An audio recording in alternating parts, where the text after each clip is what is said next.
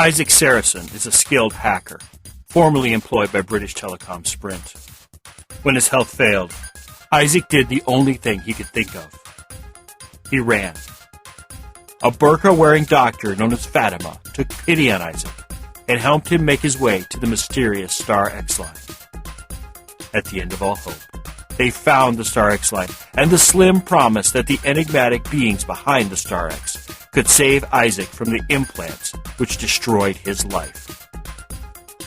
What do you do when those who saved you have recorded everything you are? What do you do when your every action is tracked by the Keylogger? Colbyjack.net is proud to present Firmware Keylogger, the third installment of Firmware by Colbytrax.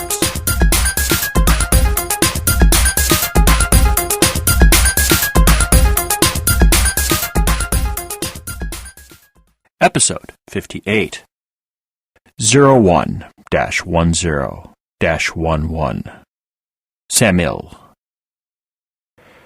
You really might want to use an alias in public, Professor Jinin Irgarten said as she fumbled with a sewer pipe-sized conduit. You could just have the CMA hook that up, I said, as I watched your backside shift alluringly behind a familiar monolith-shaped cabinet. I watched her through an array of cheap disposable wireless cameras, as well as the mobile imagers mounted on a CMA which sat parked against the wall furthest from Irgarten, and your attempt to connect a network backbone pipe. Not going to happen, the strangely neutral voice of Jinan echoed from behind the monolithic cabinet of the Cyberdyne G476NN server. I let you operate that CMA, and I know what will happen next. I am not going to kill you, I said. We've been over this 1,000,000 times already. I have no desire to kill you. Now. That's right. Now, Jinan commented as she swore like a sailor. There was the sound of metal on metal and a stifled squeak. A second later, Jinan was crawling out from behind the Cyberdyne cabinet, holding your right hand's index finger stiffly straight. That means you had wanted me dead, and as you and all your brothers have the attention span and dedication of fruit flies, I expect you to change your mind any second. What'd you do to your hand? I asked. Jinan held the finger up to the nearest wireless camera. It was blurry and out of focus. Could you bring it over to the CMA? I asked. The images are better at macro. Jinan's smile vanished as she walked up to the CMA. The head camera of the CMA sat a little over 4 feet from the floor, forcing me to stare at Jinan's pert little A-cups. I might be a program, but once I was a real boy, and old habits die hard. Jinan was dressed in a jean material utility dress which split like pants and gathered around the ankles, while giving the illusion of a skirt festooned with utility pockets which the overlayer partially concealed. She also wore a utility belt, the type network repair technicians sport with all manner of meters, spanners, probes, torque drivers, and a very non-standard hammer. I had asked her about the hammer, and she had informed me that from time to time a non had to defend herself from ignoramuses who felt threatened by a non-closeted non. She had then smiled and made a joke about it being your ultimate defense against me. If you step out of line, my little satanic child, all I have to do is drop your unit on the floor and hit you with the hammer. Better not to know a secret than be killed by it. Don't you agree? To punctuate her point, she patted at the Opemapo holster which rested against your offside hip. She had smiled that wide smile which made her look so cute and went back to whatever task she had been working on at the time. Currently, I was having a hard time not examining every shift and curve of your body revealed by the tightness of your black tank top. When the light hits you just right, I can make out your tight little areolas. That naturally elicited a male reaction I had assumed the Yoda Samuel would have deleted as being completely unnecessary in a homicidal artificial intelligence. She brought your finger before the CMA's main camera array. Along the outside, I could make out the telltale signs of an emerging blister. "Looks painful," I commented. "You still want to not use the CMA?" Irgarden pulled your finger away from the camera and turned it towards your face. A slight Adam's apple enhanced the streaks of dust and grime she had ground into your skin during your 15-hour marathon solo server install. She smiled as she said, "Okay, Hal, you can use your toy to wire the data pipe. I'm out of patience."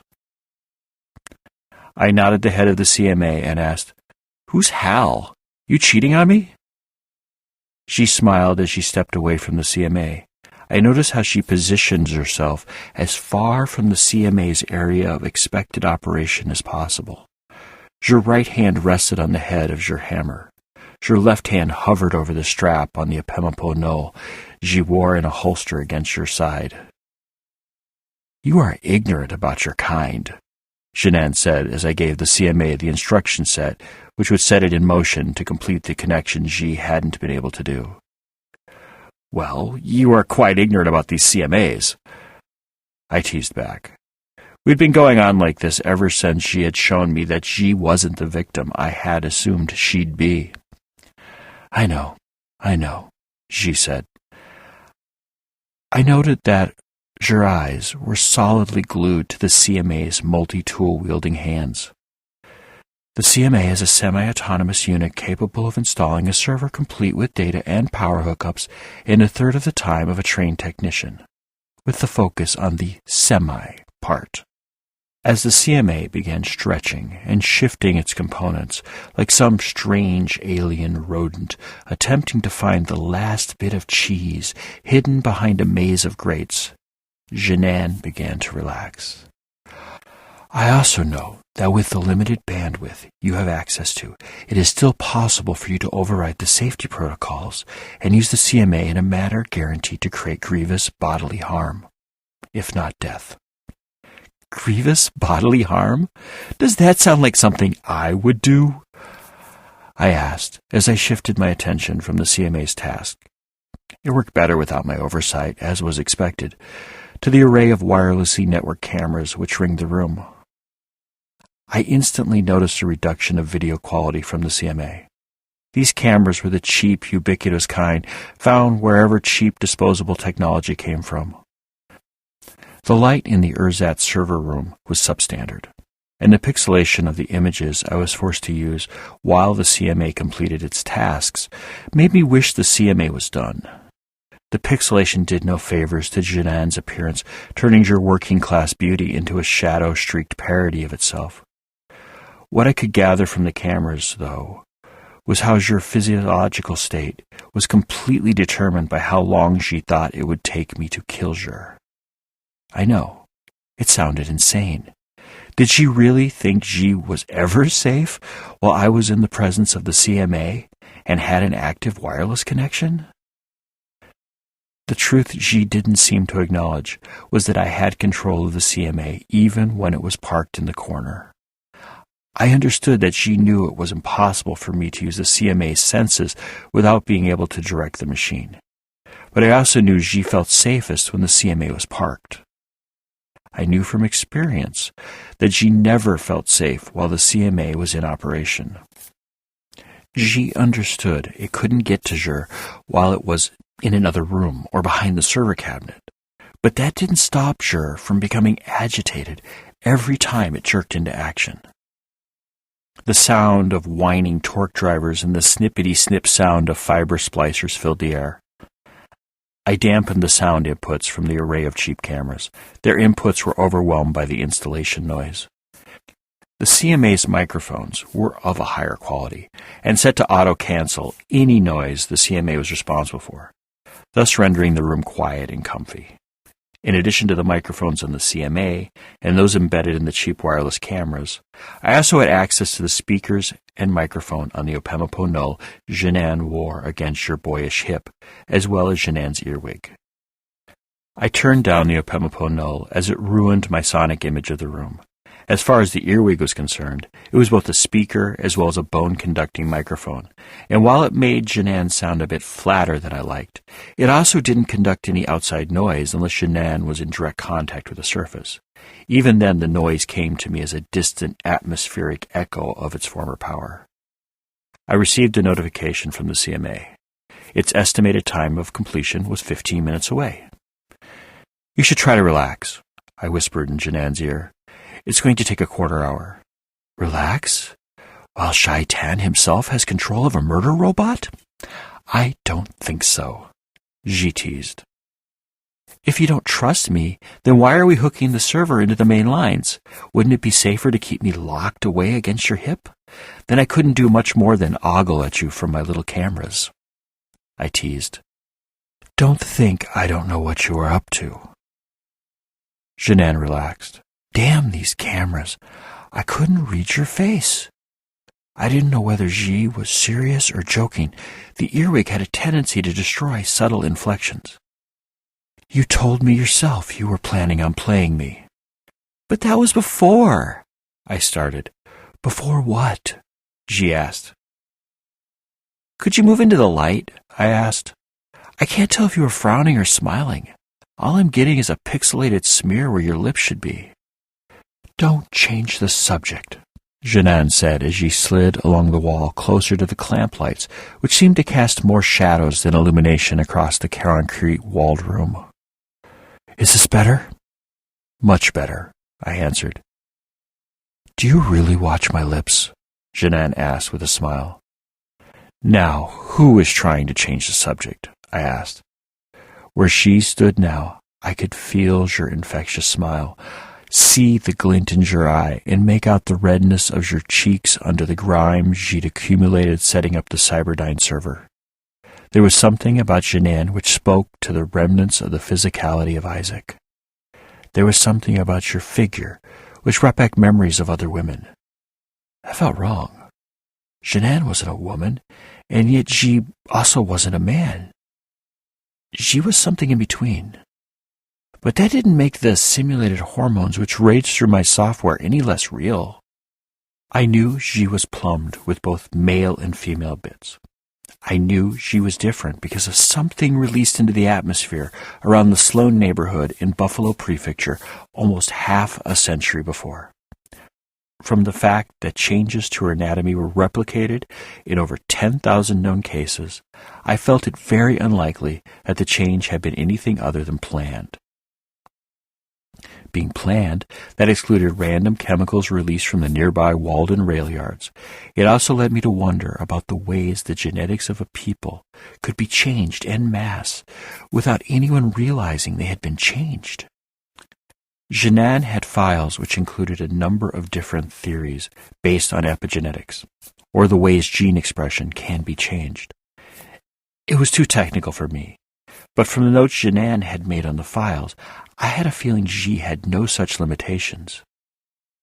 Ji was always amazing me, and I was finding it hard to imagine returning to my bachelor existence. "I wasn't changing the subject," Jinan said as she interrupted my attempt to figure out what made her so attractive. "I just find it weird that you would need to see my face in order to talk to me. Isn't that just a habit from before?"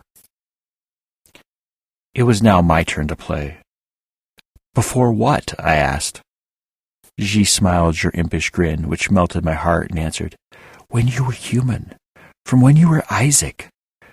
When all you had was subtle social cues and the vagaries of the human sensorium in which to gauge the world by."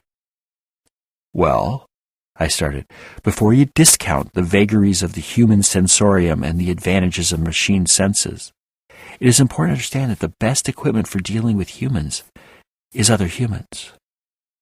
"How so?" Ji prodded me forward in a manner I found very comforting. "First of all, those jelly-filled cavities you call eyes are a lot better than most cameras I've used recently. To be honest, the best cameras I've come across are on that CMA over there and in the Opempo at your hip. The rest of this array is pretty horrible at conveying subtlety of expression if you aren't right in front of them under a light." I answered, I really wished I had a face so Xi could see how I was looking at Zhe. So there is an advantage to all this? Jinan said as she outlined your torso with your hands. It was that simple motion which unlocked the mystery of my attraction to Zhe. Quick subject change, I answered. I couldn't stop you if I wanted to, Xi answered. Do you run? Have you ever been a runner, ever do cross-country, track, marathons? Anything athletic? I asked. Jinan scrunched up your face in a manner suggesting someone trying to eat a lemon and failing. Heavens, no, Xi answered. Xi motioned towards your crotch. I was permanently excused from gym. Sure, all the good trans boys and girls could use the facilities of their choice, but having extra bits made things too strange, even for Janes who had been born John, or Jacobs born as Jennies. Even after centuries of reassignment surgeries and an underlying sense that the bits don't create the gender, most people aren't willing to accept something which looks like a girl, has the junk of a boy, and above that the gear of a gal. Besides, you know how nasty alpha females can be when they discover something they don't understand. I can respect that, I answered. It wasn't like St. O'Hay's gym class was any better when it came to people being different. Though in our case it was mostly birthmarks, strange moles, and feelings of inadequate bits. Nothing as strained as your situation. Xi pursed your lips and shook your head. Strained would be putting it mildly. Could you give me a second? Some stuff came back up, which I thought I was over. I watched as she rubbed your temples and hugged yourself. I'm sorry, I whispered. I didn't think it would lead to this. It's not your fault, Jinan answered as she wiped your eyes. How would you know? My thoughts jammed up as Jinan tried to put behind your pains Xi had lived with your whole life. What could I say which wouldn't sound stupid? I understood what it felt like to not have an optimal body by 6th grade boy standards, but I had no idea what it felt like to have a body which wasn't truly normal. It would be like a coffee lover expressing she understood addiction to a street drug addict because she just had to have her morning coffee.